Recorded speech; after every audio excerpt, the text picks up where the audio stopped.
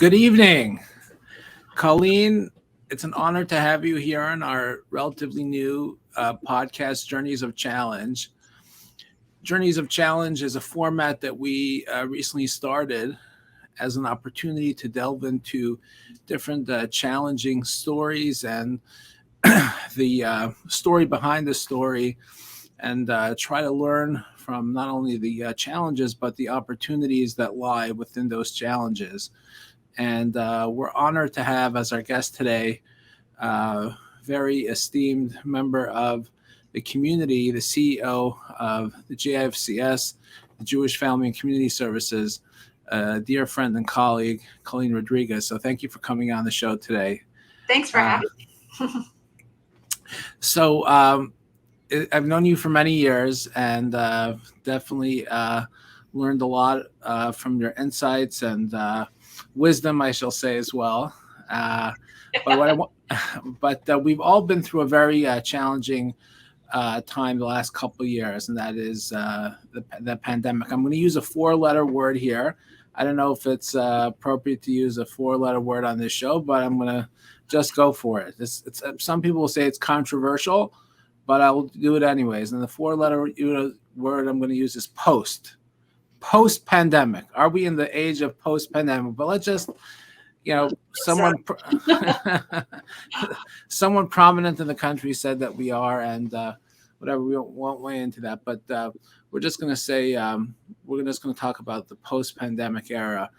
And I just kind of want to rewind back to March of 2020, just talking about from the mental health aspect. So March in 2020, the world shut down very quickly. We weren't ready for this. This happened in a matter of a few days. And people basically went into shock. And over time, different people took various precautions. There was somewhat confusing information coming out when we won't get into that aspect. But here we are 2 years later, and we are in towards the end of 2022. Unfortunately, there was a lot of lives that were lost, and the toll of the pandemic is still being counted. And I'm not even just talking about lives lost. There's so many different layers of that. But I wanted to talk about with you today from the mental health aspect, because without knowing too much of the fine data, it seems to me that there's a lot of people going around today just with a lot more heaviness on them. If it's depression or anxiety, people, it takes time to unwind from this. We were caught up with this heaviness. People had different comfort levels. I'm wearing a mask. You're not wearing a mask. Vaccines. So here we are towards the end of 2022. It seems to be a lot of. So I guess I'll just start with that as a question. Is there more depression in society? Is there more anxiety in society, or does that just seem to be the perception? No, we're seeing that. We're seeing more anxiety, more depression, more isolation. Those individuals and even some families that are still struggling to be able to get out of their homes, resume an active lifestyle. We're wanting people to re-engage, and people are really struggling with that. They got very comfortable being at home. They lived in fear for so long that it's really hard to kind of undo that thinking and take a step and get back out into the community. But it's an important step. It needs to happen. Okay, so let me ask you that. So what would be, if someone asked you, I guess I'm asking you, so how would you recommend a transition to a healthy way out of this, place what they're in into a healthy space from where they are now? What would be best practices? They're not feeling great. They've been locked up both physically, emotionally, mentally, and they want to get to a better space. What are practically things that they can do to get to a better space? What we're encouraging people to do is to remember what they enjoyed doing before the pandemic. Did they take a walk every day? Did they meet friends for breakfast? Did they go to services? Did they go visit grandchildren? What did they do pre-pandemic? And they need to start making a list of those items and those events that they went to and start to try to do them again. I'm not saying they have to go out, they have to get on an airplane. That doesn't have to be the first thing that they do. But what things did they do that brought them joy, that kept them engaged? They need to begin doing them again. If they want to wear a mask, that's fine. If they want to do something outside versus do something inside, that's fine. But they need to start engaging and doing those activities that they were doing pre-pandemic. It's critical. Staying at home and watching the news all day is just building the anxiety. It's building the fear. And they really need to be engaging with other people. Got it. I want to focus on a different area, Colleen, over here. Somewhat of a complicated and maybe of a difficult topic about the pandemic, and that is people had different perspectives on the pandemic. When it came to masks or vaccines, and there were a lot of falling out of relationships, both within families, in communities. I know on the congregational level, we had to take different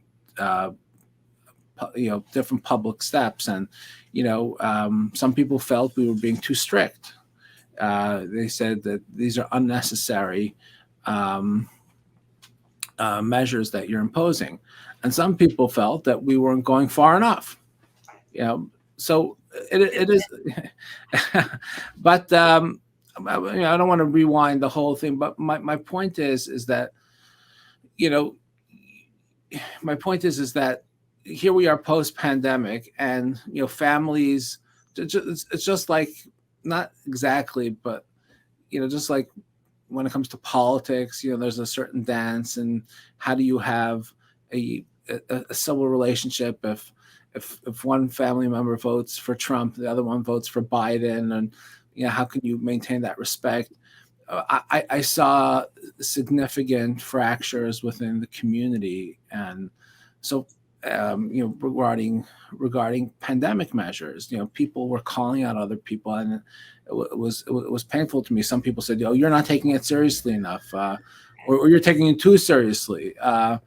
And so my question is to you is, what can we do to restore what we call in Hebrew the derech eretz, the civil and best practices to enhance these relationships between man and fellow man. And sadly, we see this every day. It has absolutely torn families apart and friendships apart. For some reason, the pandemic became very divisive and very harmful in a lot of ways. In a time when we really needed to come together, we really were seeing people pull apart. And I think it's critical that we remember that we live in a country, we chose to live in this country, that we have freedom of speech, we have the ability to make choices, which is wonderful. We don't always have to agree with the person next to us, but we do have to give the people around us a level of respect. They have a right to become educated and make decisions for themselves and their families, and we have the right to do that for ourselves. And there has to be a level of respect that we show each other, or that's why we live in the United States, so that we can all make choices for ourselves. I think it's important that we really start talking about forgiveness and let some of this anger go. People made decisions. They got vaccinated. They didn't get vaccinated. They wore masks. They didn't wear masks. And as long as we are showing respect to each other, meaning if I ask you to wear a mask when you're meeting with me, put the mask on. Who cares? It's not that we're making everything such a big deal. If I want to meet with you and I want to meet outside, let's meet outside. Let's try to be respectful of people's comfort level versus trying to judge them. And that's really what we saw happening is I'm judging you for every decision you make. I don't know what's going on in your family. I don't know if you're facing an illness or you're taking care of someone that's facing an illness. It's not my business to know. So I need to trust that you're making the right decisions for you and your family. And I need to honor and respect that.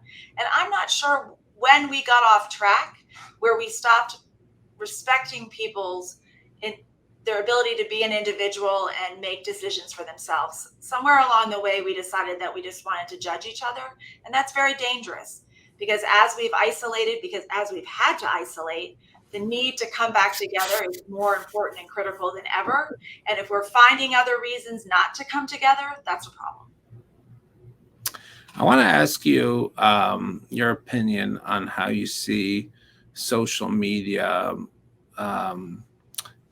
perhaps inflaming or making this dialogue a little more tense. Do you see that it's making the dialogue a little more unhelpful? And if so, is there anything we can do?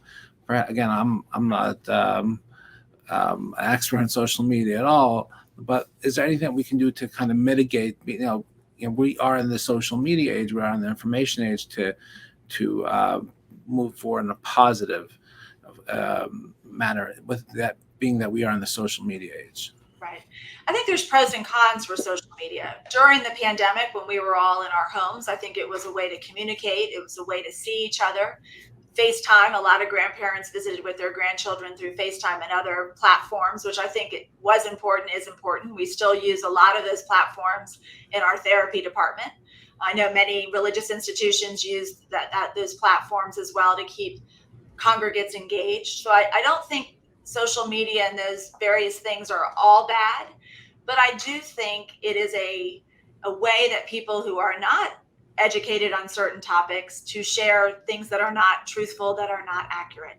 And I think it's critical that we educate our children and even ourselves as adults that not everything you see on social media is correct, accurate, safe, that we really need to use discernment, that we need to look to our professionals. In this instance of the pandemic, it was our doctors and the scientists that were studying the pandemic and this virus. And I think it's important that we really make sure that we vet who we're listening to, and then that we really are careful about what we share. Just because I think something doesn't mean it's true. And I need to make sure, especially people who are in positions that people trust, that we're really careful about what we share as being the truth. Wasn't my expertise. If you notice on my social media, I didn't share anything because I'm not a doctor or a scientist, and I never wanted to guide people in a way that was not healthy for them. And I think that's important, that we really make sure what we're sharing is accurate. Right. Yeah, it's a great point. I think one of the things I found most challenging in through the pandemic time was there's a certain I guess American value of live and let live. What I'm doing, is fine, and that doesn't really affect what you're doing. And somehow you couldn't. People said you can't live like that anymore because certain person's behavior will affect. You can transmit a virus. Again, by certain people's behavior. So people felt, well, if you're not going to do this precaution or that precaution, again, without getting into so I think that's what made them, what led to a lot of the fractures and relationships. And I want to get to what you said about forgiveness, because, here at this time of year, as you're aware, of course, the head of a major Jewish organization with the high holidays is upon us. And this is a time where we seek forgiveness from one another. In fact, the Jewish tradition teaches us that God doesn't forgive us unless we forgive one another. So my question to you is what, how would you approach it? If you had, not you personally, if you know of somebody that had a falling out with one another, a family member, a community member, over the pandemic, how do they get to first base? How do harsh words were spoken, difficult things were exchanged on social media. How do they rebuild in a positive way? I think the easiest and the most difficult answer is to say, I'm sorry. I'm sorry doesn't necessarily mean that I agree with you. It can be that I am sorry that I said or did or posted something that was hurtful to you. I'm sorry that I made you feel that you felt a certain way based on something I said or did. It doesn't have to. We mistake and we think, oh, if I say I'm sorry, I'm admitting that I was wrong. That's not what I'm sorry has to be about. But it is a great first step to say, I am sorry that we're in this situation. I'm sorry that we're not as close as we used to be. I miss you. There's so much more to our relationships than COVID, right? There's so many other things that we can be talking about and agreeing about. Why are we focusing on one topic?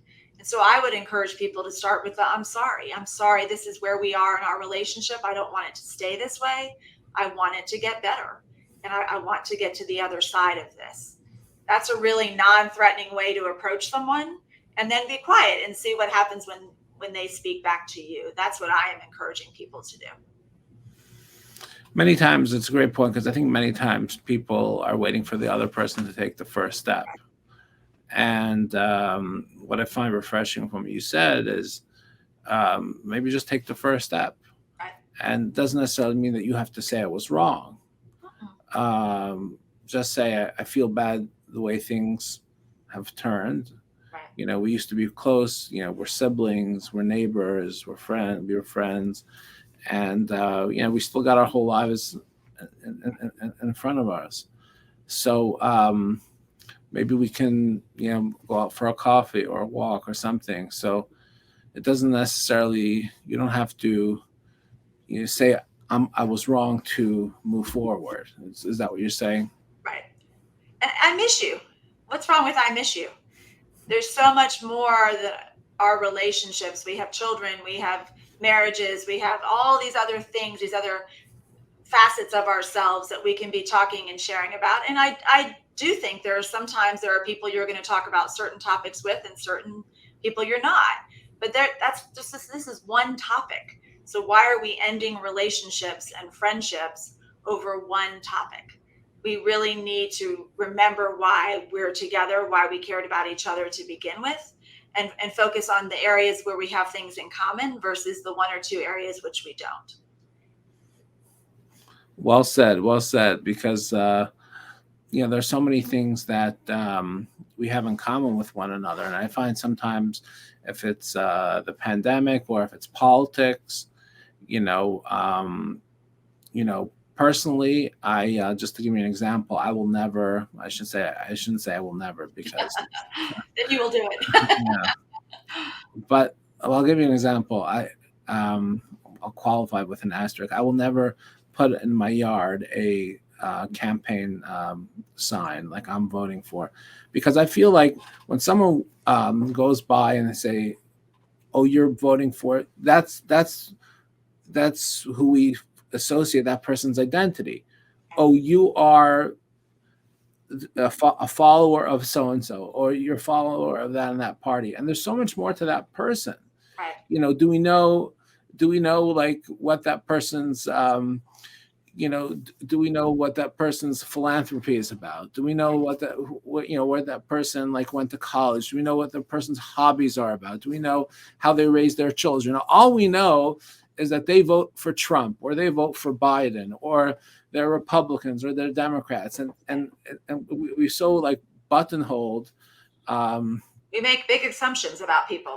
Yeah, so I really like the idea of focusing on what unites us versus and unfortunately during these troubling times, the issues that divide us tend to really obviously you don't have a crystal ball, but before Wish I did. yeah, but before we move on to the next topic, I just want to get your sense. Do you feel like this is we're gonna be able to move on, in the near future?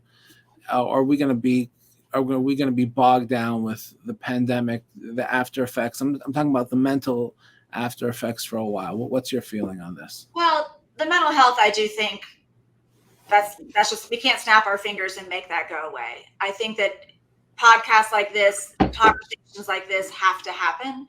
We need to continue to build awareness so that we're reaching different groups and people that maybe are still living more in isolation than out and about in the community.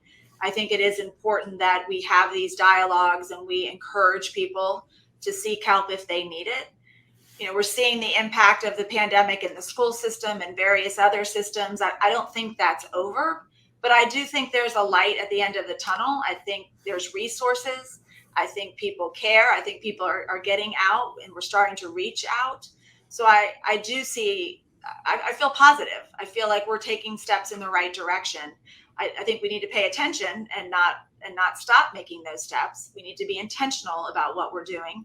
I know people are tired of hearing about COVID and the pandemic, and I am too. I'm tired of talking about it as well, but we have to talk about this next phase so that we're paying attention and that we keep moving forward and we take the people with us, forward into healing and back into the community. That's going to be important.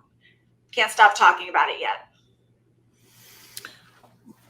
But as just to follow up, would you say it's best practices to engage in more kindness, just show more patience to people, because that's my feeling. We've had some, little shortages of that in the last 2 years. So, along the way, we stopped feeling a responsibility to take care of those around us.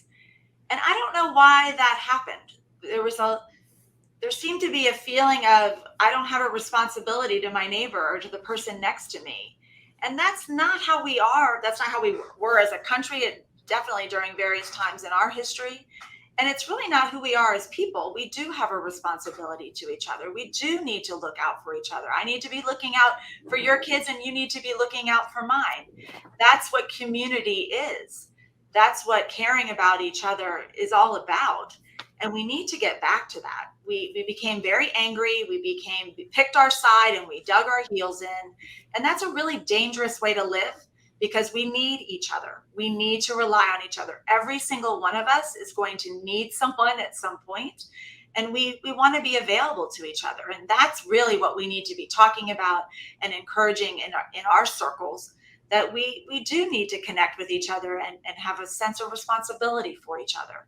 It's important. It's what makes us humans.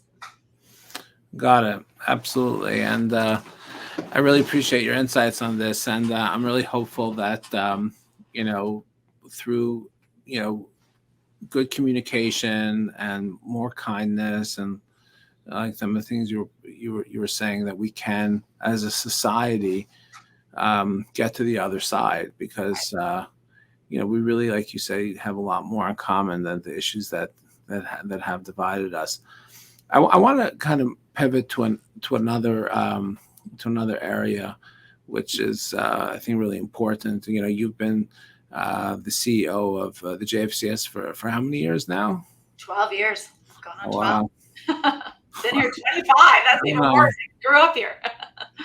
Oh wow! So you've been in the Jewish professional life for a long time, and I wanted to get your perspective on an important topic, because you see volunteers become lay leaders, and I also see volunteers become lay leaders within the Jewish community, and these people are just so wonderful. They feel the idealism and the sense of duty, they feel the sense of community, and they want to sign up. They want to give their time. They don't get paid. They want to sign up for committees, and or if it's a board, and really all that's about is just wanting to give their time, their expertise, and sometimes not always.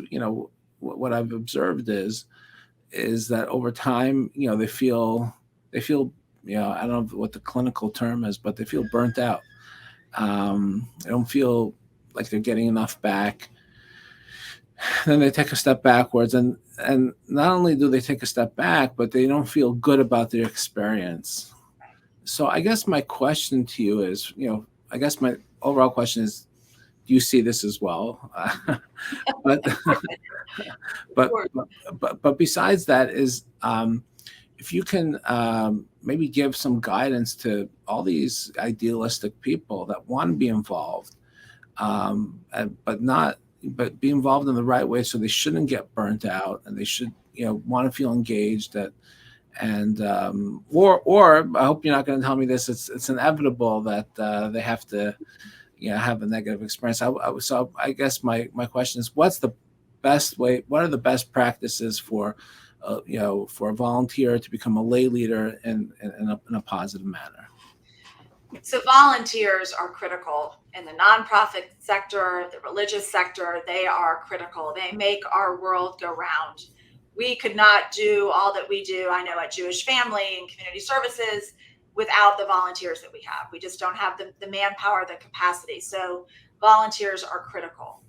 I do think it's important. It's a balancing act, because you do want to offer opportunities that are meaningful for the volunteers, right? So if we're doing it right, we're interviewing the volunteer. Why do you want to volunteer at JFCS? What draws you to JFCS? What population do we serve, right? We're wanting it to be for them to be here because there's something we do that pulls on their heartstrings. While at the same time, the balancing act is we have to be careful that we don't just create jobs that we don't really need, that aren't going to necessarily be helpful and be more work for the agency or the religious institution, just to try to engage a volunteer. So we've got to find that balance. But I do think it's important, because good volunteers, they become our go-to. And I know Jewish Family has their list. I'm sure you have your list, and you just always call the go-to volunteers. And I think that's dangerous in two ways. One, we burn them out, right? If I'm always calling Susie, because Susie always answers the phone and she always shows up and she gives 110% every time, that's great, except I'm always calling Susie. And the other danger to that is that there are other volunteers that want to be called, and we need to take the time to get to know them and make sure we're reaching out and we're spreading out the opportunities so that we don't burn someone out. I think board members, there's terms. We all have terms in our bylaws, and I think it's important that we follow those terms. They were designed for a reason, bringing in new ideas and new people, of course, but also they were designed around protecting the board members and making sure we're not dragging out their terms too long and taking advantage. So I think it's really important that we pay attention to how often we're calling people, what they're doing, making sure we're checking in with them, and making sure we're putting the supports in place that volunteers need. Very often the work we do here is overwhelming. It's something someone would maybe normally face, and making sure we're having those times to process with them and put the right supports in place so that we don't scare them, we don't overwhelm them, that they feel equipped to handle any circumstance they may have while they're volunteering, and that they know who to go to if they do feel overwhelmed and they're needing something additional. It's a balancing act. Right. So you just gave some, really good advice from the professional side, I guess from the agency or the religious institution, I guess the synagogue, what we would, I guess how we can best take care of the volunteers. But I guess from the volunteer themselves, like what himself or herself, what are like warning signs for them to know, like this is a healthy involvement, healthy engagement, or I'm giving too many hours, and I'm spending too much time away from my family. Right. I've heard people say that, and then when they walk away, it's not just like walking away. They just like run away, and then you don't see them for maybe like Forever, right. Yeah. Well, we talk a lot about work-life balance. I think we need to talk about volunteer life balance. Your family does need to come first. And if you find that you are spending more time volunteering than you are at home and some things at home, that's a good first indicator to say, wait a minute, I might need to get things in check a little bit. I think making sure that you don't overcommit. We all want to say yes. We all want to be helpful. The need is great. For us, it's hard to turn down. Oh my gosh, people need to be fed. We have people basic needs. How can I say no to them? But I do think it's important that if we burn you out and you run away and we don't see you, that's a loss. It's a huge loss for our organization, any organization. We would rather have you healthy and engaged for a longer period of time than a bunch of work short term and then we never see you again. And I think people have to pay attention. If you're starting to dread, oh no, I see that phone number calling calling and, oh no, they're going to be asking me to do something. If you're feeling like you need to avoid and you're not having that same fulfillment, that's worth a conversation with the organization that you're volunteering with. Like this, I'm not getting the enjoyment. Maybe I need to do something else. Maybe I need to cut back. I don't want to stop, because stopping, we really don't want to lose volunteers. Volunteers are our best ambassadors. Once they're trained, that's critical time. We would much rather have someone go from 10 hours a week to 5 hours a week than stop. And I think sometimes we're not good about communicating that, and volunteers absolutely need to be having those conversations with wherever they're volunteering. This is what I can commit to. My life is changing now. This, I can commit less, but I want to stay engaged. And we need to really work on ways to give them different opportunities that maybe with less of a commitment, and to pay attention to our volunteers as well. If they're starting to get tired, if they're starting to burn out, if we're starting to see that frustration, they're starting to not be as reliable, those are all warning signs either way, and we need to have a conversation. Right. I view the volunteers, here from the synagogue side, as like the lifeblood of the synagogue. Yes. And without the volunteers, we wouldn't be able to have a synagogue, because they're so essential to the operations. I mean, we have a rather thin professional staff. We don't have that many on the professional side. So over the years, the volunteers have really stepped up, and it's been with great sadness sometimes. I've seen them, not always have the best experience, just because, not necessarily because there was some sort of controversy or scandal, or it was just too much, and they come all motivated. So what you're saying really resonates. That just like you have that work-life balance, there should be that there's the story in the Bible. With Moses himself, he has his father-in-law tell him that you need some delegation. You need to be able to delegate. One person can't do it all. I'm thinking about, not only for professional CEOs, rabbis, but volunteers themselves. People get so eager to do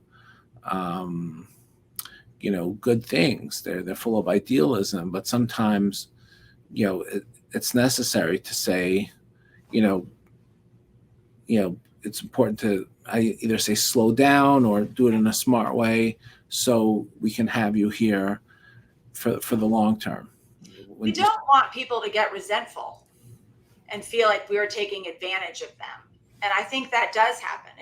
I think we can have those go-to people, and we go to them because they're great, but we don't take advantage of other volunteers and other people who want an opportunity. And so again, what I said in the beginning, we really need to make sure we're spreading out the opportunities, spreading the information out, and then providing the right supports. I also think sometimes we don't do a good job of communicating why we're doing certain things a certain way. We make the assumption people just understand. And I do think we need to take more time to explain what their role is, why it's so important, why we do things a certain way, to try to keep them engaged. And as they're getting tired, have a conversation about, well, I don't want to lose you completely. So what would work for you moving forward? Because you're important to us and you're important to this organization. At the end of the day, everything we've talked about today is about communication and having conversation and really trying to understand where the other person's coming from. I think if we did that with our volunteers, we would have more success as well. I want to ask you just a question from the flip side, because I've been talking about all the volunteers that are coming in full speed ahead and telling them maybe slow down, have a work-life balance. But what about the people that are hesitant about getting in the game? The people that are, that need to be motivated. Their heart's in the right place. They're good people, but they have a lot going on. And, we're competing with a lot of other things in life. And what's the elevator pitch for getting involved in community? You and I, we have we're involved in different aspects of the community. I'm on the religious side, you're on the social services side, if I can just say it in one sentence, but there's obviously a lot more. But what would be a good, elevator pitch? It's speak to people to get more involved. Well, I think you said it, Rabbi. You said volunteers and lay leaders are the lifeblood of your synagogue. They are as well in the nonprofit sector. There's such a need. We cannot meet the needs on the religious side or in the nonprofit sector without volunteers. So I think it's important, first off, that we really make sure people know there is a need. The second thing, the elevator pitch, I'm not doing a good job in like 30 seconds or less, but the second point I would make is that you can commit as much or as little, and I would say start small. I can do something twice a month. I can volunteer in your food pantry, one Tuesday a month. Start small, baby steps, get engaged, see if that feels right to you, gives you an opportunity to learn more about the organization and other possible volunteer roles that you could play. I think sometimes people jump all in, both feet, and then they drown. And really they would do better coming in slow and steady, becoming more educated, and figuring out where the best fit is for them. Because not every job is going to be the right fit for every person, and just like in our careers. So really getting to know the agency or the religious institution or wherever they're choosing to volunteer and see where they best fit in. I would say slow and steady versus jumping all in. Got it. That's well said. And speaking of that, I just wanted to, I guess as we're wrapping things up, I just wanted to commend you for, besides being the head of an agency, which is a very demanding job, you have volunteered your time at our school, the Torah Academy, being an advisor over the years, and we very much appreciate that. And I've leaned on you for advice, and you volunteered your time in various different capacities over the year, given your professional time. So really appreciate that. So I think you're modeling, what you're preaching, so to speak, as well. So I enjoy it, and selfishly, it feeds my soul, right? Like we have to fill ourselves up. We can't be there for other people if we're not full. And doing those things and being with people and helping people, it actually, I'm glad I'm being helpful, but it's also very helpful and important to me. So thank you for giving me those opportunities. Okay, sure. Absolutely. Well, I want to thank you so much for not only coming on the show, which is an honor for me and the synagogue, but also for everything you do in the Jewish community. One thing I've learned being the head of an organization is sometimes people just assume you're at the top, and I'm not sure how many times people say thank you to you. So well, thank you. So on behalf of a grateful community, as much as I can say I speak on behalf of the community, but on behalf of a grateful community, I want to thank you for everything you do on behalf of the Jewish community. It's much appreciated. And this is the time of year that we in the Jewish community wish each other not only a happy year, but a sweet new year. So I wanted to wish to you and your family a happy and sweet new year. And to you and your family as well. And also the JFCS should have a blessed and happy, sweet new year. And we should only continue collaborating and partnering for good things, because we're always stronger when we collaborate and do things together. Definitely stronger together. And thank you for all that you do for this community and for Exheim. Okay, thank you. And Shana Tova, Happy New Year. Happy New Year. Bye-bye.